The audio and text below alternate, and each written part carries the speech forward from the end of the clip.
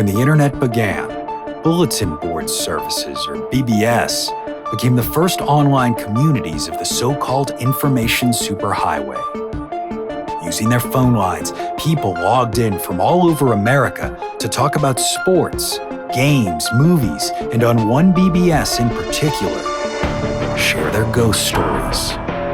Over time, those communities all went dark, except for one lone server that continues to operate somewhere in an unknown part of Pennsylvania's Rust Belt. A relic of the 1990s, veiled in mystery, it is a digital archive of humanity's strangest encounters with the unknown, as told by the people who experienced them. My name is Brandon Schexnayder, and you are listening to Fear Daily.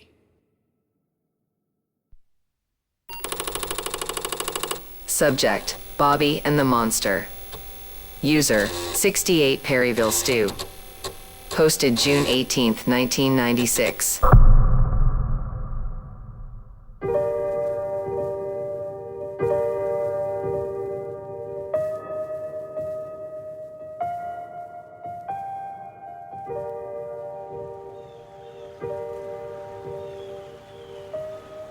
Perryville, my hometown, sits at the mouth of the Susquehanna River, where it feeds into Chesapeake Bay. It's not a big place, maybe a couple thousand people, but if you've ever driven from Baltimore to Wilmington, odds are good you've driven through Perryville. If you don't remember the town, you'll at least remember the bridges, the Tidings on I-95 and the Haddam on Highway 40. Ever since I was a kid, I thought it was funny that out of the two bridges, the Haddam was the one people actually liked. The Tidings was, and still is, a holy terror. The barriers are low, the lanes are narrow, and if you're driving anything smaller than a midsize, a good gust of wind might just carry you off like Dorothy. I was born in 1968 during a boom time for Perryville. The Bainbridge Naval Training Center was going great guns up the road at Port Deposit, and it brought a lot of people and money into the surrounding area. It's also where my friend Bobby's dad worked, and when they finally closed it for good at the end of June 1976, his family had to move down to Havelock. The walk we took on July 16, 1976 was the last we took together as boys, and I sometimes wonder if that's why we saw what we saw.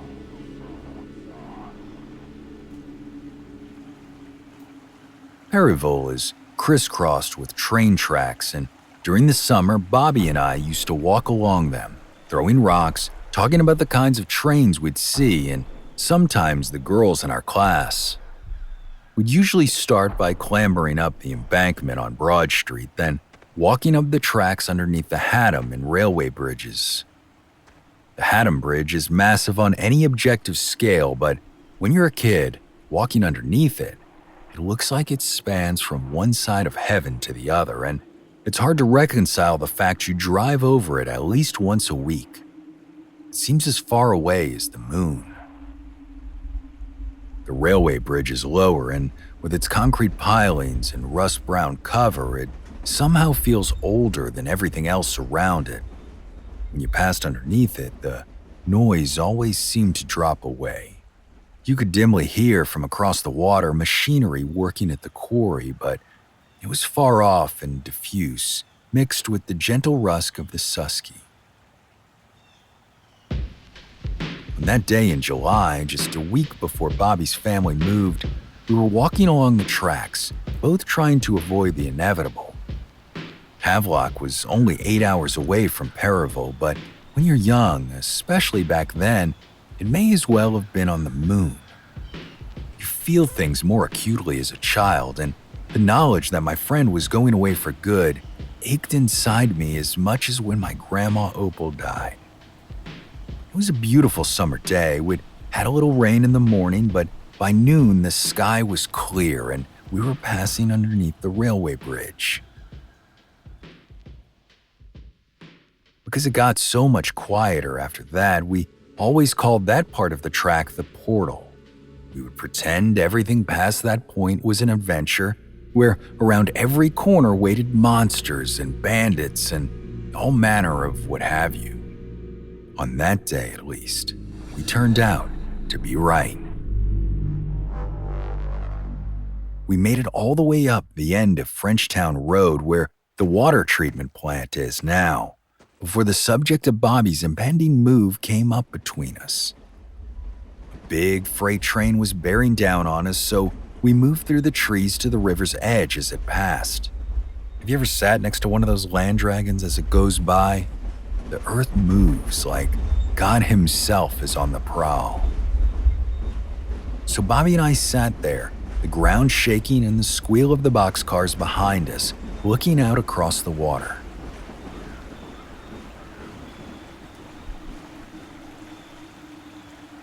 Back then, you didn't get many big boats on the river. The quarry has a barge, but mostly you saw little fishing boats and the odd canoe going out to Garrett Island. That day, though, there was nothing out on the water. We both cried, then promised not to tell anyone that the other had done it. We said we'd write each other every day, conspired ways we could visit each other, and did everything we could to stave off the loss we felt inside us. And that's when it appeared. In the silence left by the departing train, we clearly heard water rushing much faster than the river's usual flow. In retrospect, it sounded like a whale breaching the surface of the ocean. Bobby and I looked away from each other out to the surface of the Susky and saw, well, a head. A huge scaly head that was the size of a VW bug, at least. The head sat atop what looked like a thickly muscled neck, which extended for maybe 8 feet before disappearing below the water. The creature's scales were lizard-like, colored almost the same deep brown as the train bridge, except when the light hit them just right and they reflected a sort of deep blue color, it was both frightening and beautiful at the same time. I don't think it was meant to scare us. On the contrary, I think we were blessed to see what we did, but we still froze in place as this river monster lazily turned its head from side to side. Its eyes were roughly the size of a football, the pupils milky white and almost indistinguishable from the sclera around them. It opened what I assume must have been its mouth and bellowed once, a short, sharp sound that you could mistake for a foghorn if you didn't know any better. Its point made, though, I'll never be able to tell you what it was. The thing sank beneath the surface of the Susky in a matter of seconds. It disappeared as if it had never been there at all. It's hard to say how long Bobby and I stood there in the stillness of that warm July afternoon. It felt like forever. And in my quiet moments, I like to think that we're still there, that the 22 years in between then and now were some kind of hallucination brought on by the creature, and in a moment, I'll wake up back there so we can walk home together one last time.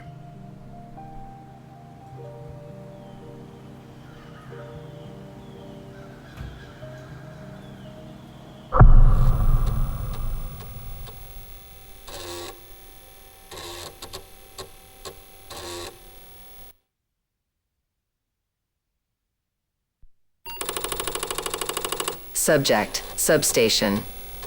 User, Witspace 3223. Posted April 24th, 1996.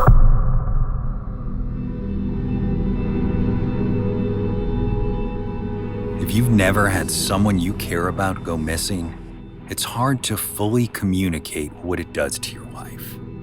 My sister Emily went missing when I was 9 years old, and by the time anyone remembered I was still there, I'd figured out how to manage on my own. It sounds bad when I write it out like that, but trust me when I say it worked out as best as possible. Instead of turning inward, I've dedicated my life to helping people who find themselves in the same situation. Did you know that the Salvation Army has a Missing Persons Bureau right here in Baltimore? I bet you didn't. The organization has been around for a long time and does a lot of good, but many people don't know that we have an entire wing dedicated to helping people locate lost family members across the USA. I started working for the Salvation Army in the 1970s under Major Norma Roberts, back when we'd get almost 1,000 search requests every month. It's hard going. Despite our best efforts, we find maybe 50 people per year, but when you can connect someone to a loved one they thought they'd lost, it's worth every day you work 12 hours coming up with nothing. After 12 hours of having people hang up on you or finding someone and learning that the person who sent you on the search is an abuser looking to find a victim who ran, you don't have time for much else. Mostly, I come home, heat up a TV dinner, and fall asleep watching TV. Having a social life isn't something I think about or aspire to. I even chose this house because there aren't many neighbors around. The place to my right is a rental that can't ever seem to keep tenants, and the place to my left isn't a place at all. It's an electrical substation. You've probably seen places like it before. They're built to look just the same as a house to the casual glance, but if you get close enough, you can see it. Heavy steel front doors with warning signs on them, windows that don't open and never light up, a chain-link privacy fence in the backyard that's just a little higher than normal. Some people are weird about living next to places like that. They think there are health implications or something, but those people are frankly stupid. I've always loved living here because the only foot traffic that house gets is the odd technician coming in and out. Well, at least that's what I thought. About a month ago, one hell of a flu ripped through the office and I got it bad. I spent the better part of the week either in the company of the toilet or dozing on the kitchen floor at odd hours. Why the kitchen floor, you ask? Because it was cold, and if there were any, shall we say, accidents, they'd be easy to clean up. My fever was so high that I was having conversations with family members I hadn't seen in years, including Emily, who looked radiant and told me that she was okay, that I shouldn't worry. Emily said the hard part for her hadn't lasted long and was a distant memory now. She said that the world I knew, the one she'd left behind, was just a small fraction of the universe, and that one day soon, she would be able to show me exactly what that meant. Even in that compromised state, the word soon stood out, and I asked my dead sister exactly how soon was soon. All I got in return was a smile that hadn't been dimmed even a bit by the pain and cruelty heaped upon her at the end of her life. Then she was gone, and I was alone in a pool of sweat underneath my kitchen table as moonlight shone through the sheer curtains above my kitchen sink. I remember hearing my own shallow breathing, the ticking of the clock above my living room door, and underneath it all, a buzzing. The buzzing was unfamiliar. It wasn't the light fuzz of fluorescent lights or even of a TV that had recently been turned off, but harsh and metallic. From the sound of it, it wasn't in the room with me, but had to be coming from nearby. The pool of sweat, plus the fact I felt like I could actually stand on my own 2 feet again, suggested my fever had broken at some point in the night. I tentatively rose to my hands and knees, waiting for the abdominal twinge that had presaged my many recent trips to the bathroom, but it never came. Instead, using the table as leverage, I pulled myself up to my feet and tried not to think about the smell coming off me. A shower was clearly the next step. Well, not quite the next step. First, I had to take care of my nagging curiosity around the buzzing. I followed the sound, my socked feet scuffing slightly along the kitchen tile to the window on the opposite wall. The view from the window was that of the fake house substation, and for a second, It all made sense. Power company equals electricity equals buzzing. The side door was open, casting a rectangle of light onto the side porch, which suggested a tech was putzing around. This put all the elements in place for a completely prosaic explanation. I was just about to turn away and head for the shower when I saw something that didn't fit. It was, well, this won't make any sense, but silhouetted in the light of the door, I saw what looked like the Cowardly Lion from Wizard of Oz.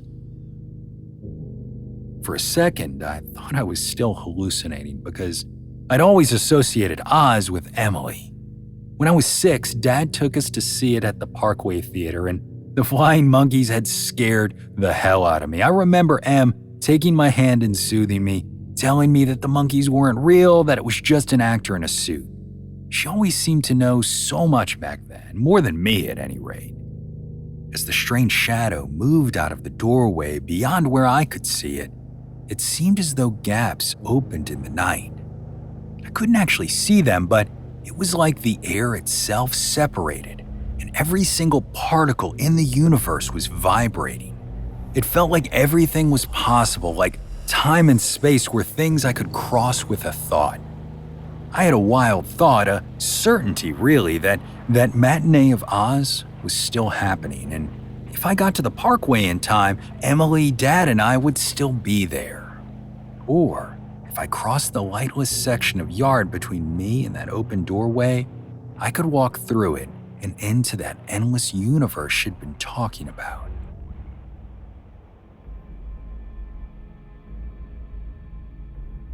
A moment later, the shadow of a tall man stepped into that glowing frame, its eyes burning red.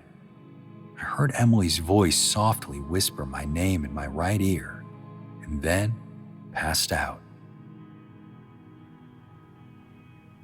When I finally came to in the morning, my flu was gone completely, but I couldn't shake the sense of unreality I'd experienced the night before. It was as if I'd been dislodged from my life and was at right angles to everything. Back at work, it was difficult to focus on any of the open files, and I screwed up a few intake interviews because I couldn't shake the feeling that none of the people speaking to me were real. It hasn't gone away, not really. I still go to work, still go through the motions of pretending that there's anything left here of interest to me, but between you and me and this computer, the only things that feel real to me are that open substation door, the light that filled it, and the things inside.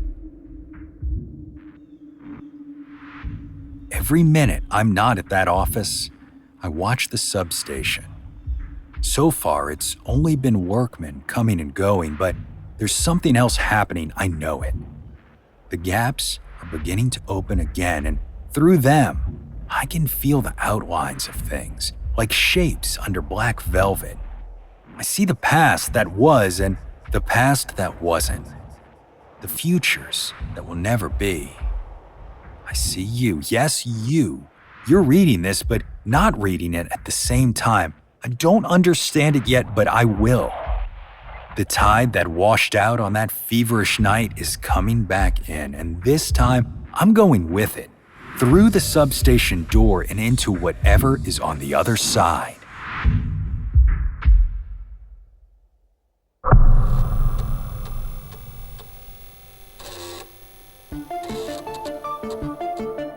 Fear Daily is an independent podcast hosted by Brandon Schexnayder and written by Brennan Storr, with Joanna Smith serving as the consulting editor, audio production by Rachel Boyd, and sound design by Southern Gothic Media. This podcast is a work of fiction. Names, characters, places, and incidents are either products of the author's imagination or are used fictitiously. Any resemblance to actual persons, living or dead, or to real events or locations, is entirely coincidental. Ad-free versions of Fear Daily are available now on your favorite podcast apps. For more information, visit feardaily.com. But move fast, before the server goes offline.